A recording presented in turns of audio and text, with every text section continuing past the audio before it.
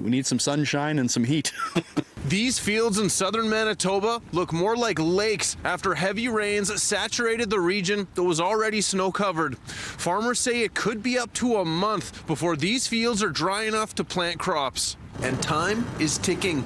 The window for getting seeds into the ground to achieve desired crop yields has already started. It'll be end of May by the time we actually can get into the field at this point. Farmer Rory Qualley says by this time last year, he had already seeded most of his cereal crops because the snow had all melted by the third week in April. This year, his field is sitting under water as far as the eye can see.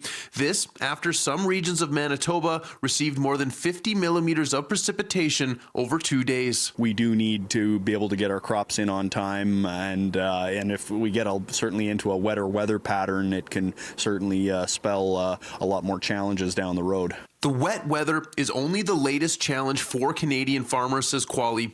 COVID caused disruptions to the global supply chain, and the war in Ukraine has driven up prices on farming inputs like equipment and fertilizer. Qualley says Ukrainian cereal crops are no longer expected to make it to global markets, and farmers here attempting to fill the gap in global food supply. As Canadian farmers, we aim to achieve that. There definitely is an increased demand. The Ukraine is a very important exporter of wheat, corn, and other crops, sunflowers, and they just won't be at the market this year. With that war happening over there, it's devastating. Gunter Jochum, president of the Western Canadian Wheat Growers Association, says the heavy amounts of precipitation are a double-edged sword.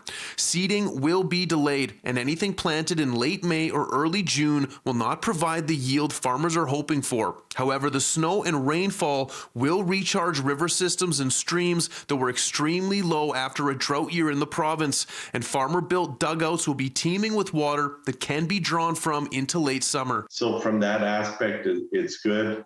It will be good for cattle farmers in the Interlake that had severe drought conditions last summer. I mean, there's miles and miles of water, and I can't even imagine how many gallons that is. Roger Hood says normally at this time of year, there's dust in the air from the tractors driving in the fields, but this year, the water stretches to the horizon. He hopes that the farmers' weather woes will soon be over and is optimistic for good weather through the summer and fall. So we can get that crop off because everything's pushed up a month, so let's hope Mother Nature brings us summer on because we need her.